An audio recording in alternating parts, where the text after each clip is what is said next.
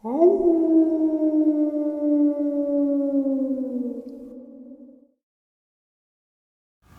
greetings and salutations, everyone, and welcome back to tonight's second half.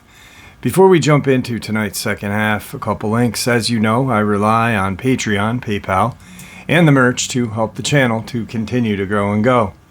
Links to Patreon and PayPal are in the description below. Merch displayed directly under the video. Also, Dogman, Frightening Encounters, Volume 1 through 3, the audiobook versions. They all were written and researched by Tom Lyons, narrated and produced by me, Jeff Nadolny. Those audiobooks are available on Audible, Amazon, and iTunes, links to which are also in the description as well. And finally, last but definitely not least, if you'd really like to help support this channel to continue to grow and go, simply subscribe. It does not cost a cent. Click that like button. It takes half a second. If you don't want to miss out on any of the informative uploads I put out daily, click that bell icon, and folks, please leave a comment. Why? Well, because all these things, they really do help this channel to continue to grow and go, and they definitely do matter. Now, everyone, I have taken far too much of your time. Let's jump in to tonight's second half, shall we? Tonight, guys, I give you Fred. Fred, how are you? I'm good. How are you all tonight? Very good, very good. It's a pleasure having you on, and thank you for your service for this country. The floor is yours, Fred. So anything you want to say, the mic is all yours. Thank you very much. Well, I'll start with my encounter. My encounter happened on Whiteman Air Force Base in '92, and it was around Halloween time, so late October, early November time frame. And at that time, the base was drawing down its missiles and getting ready to receive its first bomber. So my team and I were sent there to help train the security forces on how to do airfield security and other various security associated with the aircraft. We were going to do a nighttime training exercise with the security forces, and my team and I, there was 4 of us, were sitting in an up-armored Humvee on the far side of the base. Now, Whiteman is a very small base. It has, the main part of the base is on the north side, and then it has a runway, and then on the south side, which is where we were operating at, is where the restricted area is. And there's also a dense area of forest that's over on that side that they use for training and for exercises. We were sitting up in that area in the up-armored Humvee. All of us were armed. We all had team rifles, or one person had an M16 machine gun, and another one had an M16 with the 203 grenade launcher. And we were watching the security forces using night scopes to get a layout of their operations, how they were working, stuff like that, to form our plan for our attack on them. As we were doing this, the area where we were at in the forest, it just went deathly quiet. And we, the 4 of us, we all went and we all just got this really bad, eerie feeling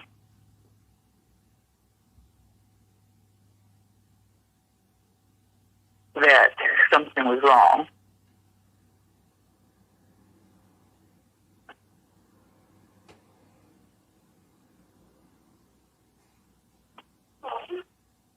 Are you okay? Oh, yeah. Just my wife came in. It's the middle of the night here. And as the ground, everything went silent, and we were like, what's going on here now? And we all began looking around, trying to figure out what in the world's going on, what's happening. And I noticed a pair of glowing red eyes about 8 foot off the ground. Now, this is about, like I said, 1:30 in the morning.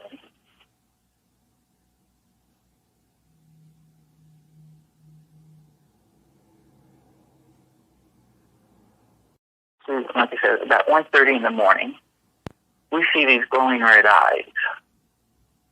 And instantly, all of our sphincters go super tight, and we get that we're being hunted feeling. I use the starlight scope to try to look over as we're piling into the Humvee to get out of there, and all I was able to notice was it was a bipedal thing that was about 8 foot tall, and it was built. It was sort of like Arnold Schwarzenegger. It was a large creature. We threw the Humvee in gear, raced around, and totally didn't even go with the calling into security control or anything to confirm who we are or anything. Raced straight around and just went straight to the fire team bunker. Went in there, shut and locked the door, secured it, and spent the rest of the night in there with the alert fire team. And they kept looking at us like, are you guys all right? What happened? Did you guys do something? Where it's like, we don't want to talk about it. We're just here for the night. We're just going to check you guys out, see that everything's going on okay in here. And we stayed in there the rest of the night until they had their shift change at 6 in the morning. And that was when we finally went out and followed their bus back around to the other side so that we could turn in our equipment and stuff at the armory as well.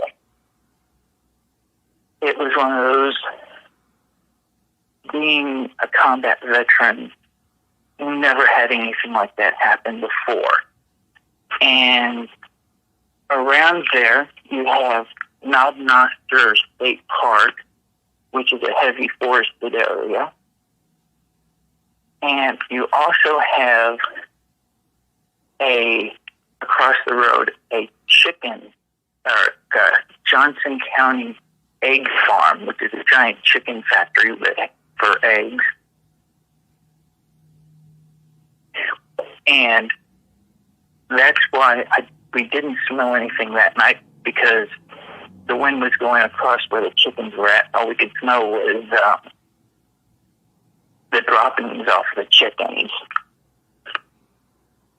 Now, also while we were there, the base was built on a old Indian burial ground, and numerous people would see things such as shadows that would be going the wrong direction, or one person saw a Native American Indian head only sticking up out of the ground looking around. I saw what looked to be the Grim Reaper at one of the barracks, just wandering around and everything, of which I didn't do anything. I just went straight to my room and pretended like I didn't see it. Scared the living stuff out of me. And after that, we left that base with a few months, and it was the best time after we left that base. That base just, whenever I think about it, it always gives me goosebumps. One of the best part of that base was seeing it as we were leaving. Yeah, I can imagine. And yeah, it was one of those. It was spooky. Even when I was at other various places around the world and stuff, never got that feeling like from there. Now, when you guys came up on, when you guys stopped, the place went dead silence. You guys were armed. You guys were, not just a couple little guns. You guys were packing some serious heat. Yeah, we had, like I said, we had two M16s, one M16 with a 203 40 millimeter grenade launcher. One guy had a M60 machine gun. Plus, we all had M9 9mm pistols that were Berettas as well, and ammo for everything, live ammo. Right. So you guys were... Yeah, and even... Go ahead, yes, Bob. I was just going to say that you guys were locked and loaded, ready to go, and, like you said, combat experienced veteran. And this thing scared the living bejesuses out of 4 combat-hardened soldiers. It must have been huge. It must have been terrifying to see. And I know, just talking to you, you still get, goosebumps telling me the story of it. Yeah. Yeah, it's one that, even, like I said, even though it happened in 92, it still gives me the goosebumps, and I don't like talking about it just because of that. It's just, it's not a nice memory to have. Right. Well, I certainly appreciate you sharing it with us. I know initially you didn't want to come on. Then you shared it with me via email and through our conversation. I really do appreciate you coming on, and I couldn't be so blessed to have you on. So thank you. You're quite welcome. So that, guys, is Fred's military encounter. Terrifying. Like I said, any encounter, even if it's not up close, just having something like that is terrifying because your brain isn't ready to accept it. And whatever it was, thank God it didn't come out of the woods at you. And like you and I were talking, when Mr. Coleman shared the chicken coops, that kind of rung a bell with you, because then you remembered that across the way there was a chicken farm, and obvious, plenty of food, plenty of water, plenty of woods. Yeah. So whatever it was, possibly Dogman, possibly Sasquatch, it was big and definitely scary. So yeah, don't want to come across again. Right. Well, I appreciate you coming on. I know it's late over where you are. And is there any last words that you want to say to anybody? Just everybody, these things actually are real. I didn't believe in them until I had my experience with it and scared the living daylights out of myself seeing it.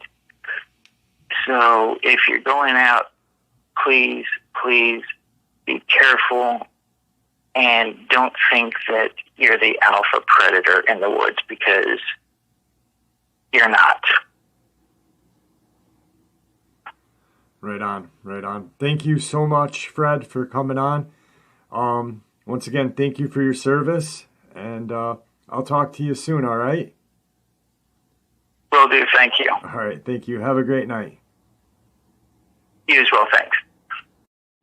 Part 2 of today's upload is going to be an encounter or update from a subscriber named Michael. He lives out in Arkansas. His girlfriend also had sent in some encounters. They both have had encounters on their property. Initially, he was in his garage working on his motorcycle, and his dog started going crazy, barking, and he saw something unexplainably, like a Dogman, jumped in his camper and hid out. Throughout the course of time, he has, and his girlfriend has, seen Dogman-like creatures around his property. I invited Michael to come on and hopefully share his entirety of encounters with us. This is an update from Michael. So 3 nights ago, I went outside at around 9:30. It had just gotten dark and started to cool off. The days here have been not only hot but muggy. Humidity that seems to zap the strength out of you. I no longer have my Ninja, and since then I bought a scooter, but the day I bought it, the belt broke on it, and so went to get a new belt for it. I waited for dark to go and try to get it put back on the scooter, and that's when I heard every cricket in the entire area go silent. I then took the flashlight and started scanning the tree line around me and noticed a set of yellowish, or more like amber-colored eyes watching me from about 40 yards out behind the shed. I then went back inside the camper and grabbed my phone, turned on the camera, and set it for video to record when I went back out there. So behind the shed and off to the right is a small gully where a creek runs through the properties. It was there that it was crouched and watching me. The odd thing was that when I raised up my phone and started to record, it stood up and walked away from the property, deeper into the forest. In the morning, I walked over to where the gully or large creek bed is, and it's at least 4 feet down a slope to the creek. That means this thing was huge. Also, beside the eyes, all I saw was the back legs, and they were bent like the Canis lupus legs are. Besides this one thing, nothing really special has happened out here other than me losing Michelle. Personally, I think it was just curious to see why it hasn't seen her around here lately, and just came to see what was going on. I know that this thing is smart, and that it doesn't mean any harm, as it could have done so many times it wanted to in the past. So Jeff, this is what's been happening as of late. So guys, without digging into my files, these two, Michelle and Michael, had a dog. I forget the name of the dog. Very unusual name. Cool name, but unusual. And they both had seen Dogman-like creatures out and with their dog. The dog usually goes on high alert when it's outside and freaks right out. I'd like, hopefully, to have Michael on. I can put together all of his and her encounters, record them a day before he comes on. That way you guys are familiar with it a little better. On to today's next encounter. These next couple of encounters were submitted to me by Donald Coleman Jr. My pet peeve belongs to game wardens in Tennessee, Alabama, Mississippi, and Kentucky. No matter whose boat I am in, Whether as a passenger or driver, our boat will get pulled over every time. It's like I'm jinxed, cursed like in the movie Uncle Buck. He always referred to his beaver hat as people get angry seeing me wear this hat. In my case, it's my flaming red hair and freckles that brought out the anger toward me from the state game wardens, without fail, every single time. And I'm scheduled to be driving my cousin's deck boat on Lake Pickwick, August 22nd, 2020. We shall see if the jinx can be broken this time.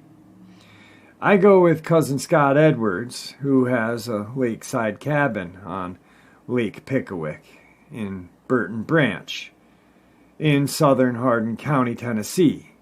We would do multiple state long-distance river journeys all over the mid-America. Daily mileage in the restored 1968 19-foot winter fiberglass tri-hull. He has it for like a pop-up camper, Bimini, 2 side curtains and mesquite netting, and boat seats fold down to make single beds. We also have a propane burner to cook meals on. Anyway, locked through Pickwick Dam, heading first towards New Johnsonville, Tennessee. 105 river miles ahead to spend the night at Cousin Laura Wood's residence, and docked Scott's boat at Pebble Island Marina. After AM breakfast, we got underway, headed to Lake Barclay State Resort Park on LBL. That was 250 river miles, and we arrived around 4:30 p.m. And a Kentucky game warden checked out our boat registration and our safety equipment and asked, "Where's your fishing gear or hunting guns?" I replied, "Sir, we are only sightseeing and taking wildlife photos and enjoying mid-American river system." So he rechecked our boat again, looking for illegal contraband, and found nothing. And now I'm really pissed off at his bully lawman static, and we filled up the gas tank and 5 other plastic 20-gallon handheld cans, went to the lodge, checked in, and went to our room and took a nap. Dressed and went to eat at the Inn's restaurant, which has great food. Guess who I saw there eating? The game warden and park ranger. State troopers sitting around 2 big tables. After eating steak dinner, I changed tables and decided to sit next to the lawman's table as I quietly heard them talk about code names for cryptids like Sasquatch, Black Bear, and Dogman, Black Dog, and Werewolf, Black Cow. This code name is used all over the United States when lawmen are summoned to an animal disturbance call. This also includes sheriff deputies, police and public safety officers, constables, and marshals. The time was about 8:45 February 2011. I didn't hear about the LBL murders until I first shared my encounter stories with Lon Streichler on Phantoms and Monsters, February 5th, 2015, in written form using my own written words. This is also a true story. In 1982 and 83, year I was public safety officer with South Fulton Police Department in Tennessee. The local liquor taverns were exactly alike, front half in Kentucky and other half in Tennessee, the rear section. And when law enforcement did nightly checks, Fulton City and South Fulton did checks together. Our state line authorities backed each other up through thick and thin. Now one weekend night in December of 82, our dispatcher went home at around 1 in the morning, so I took her place from 1 a.m. until 3 a.m. I usually spent those couple hours looking through the city code books of law, see what exists law were still enforceable and haven't been repealed. The phone rings around 1:30 in the morning. A woman cries out at me that her home was under siege by 2 criminals holding her and her daughter and her boyfriend hostage against their will, and she barely escaped capture and was hiding under her bed when she called my police department. So I asked her 1020.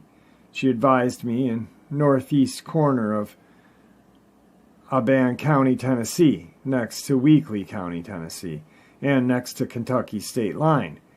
I asked her why she had made contact with either sheriff department, only with mine. I got the sixth sense telling me this was a bogus call, so I told the woman to hold on. I was able to raise on low-band law enforcement radio Memphis, Tennessee Highway State Troopers. I had a 1033 emergency traffic and needed immediate attention and requested a high-ranking official with Tennessee Highway Patrol to contact me, public service ASAP, and a captain called me over the telephone and I relayed the 1033 emergency traffic concerning hostage situation. And he then asked me this bizarre question: how far is the LBL from this event? Which at the time struck me rather odd, like, why bring up the LBL in the first place? Which at the time, I had never heard of the LBL murders of the family of four that happened in March of 1982. Anyway, Captain told me to treat this hostage call as the real deal, and multiple agencies responded to the 1033. To Kentucky Sheriff Department, Kentucky State Police, Weakley County Sheriff Department, Martin Police Department, and Rescue Squad's ambulance service. And I was later proved my sixth sense was proven accurate, as the woman takes original Home Alone episode before the creation of 911. That stunt cost her 11 to 29 days in the county jail. All right, folks, that was tonight's second half. I hope you all enjoyed it as much as I enjoyed sharing it with you. Guys, I truly appreciate all of the support you guys give this channel. You guys are truly amazing. Please stay safe, happy, healthy, and ever vigilant. Please keep an eye on your children, your pets, your loved ones, your friends. Share the information that we share with each other on a daily basis. That's the one thing that may save their lives. God bless you all.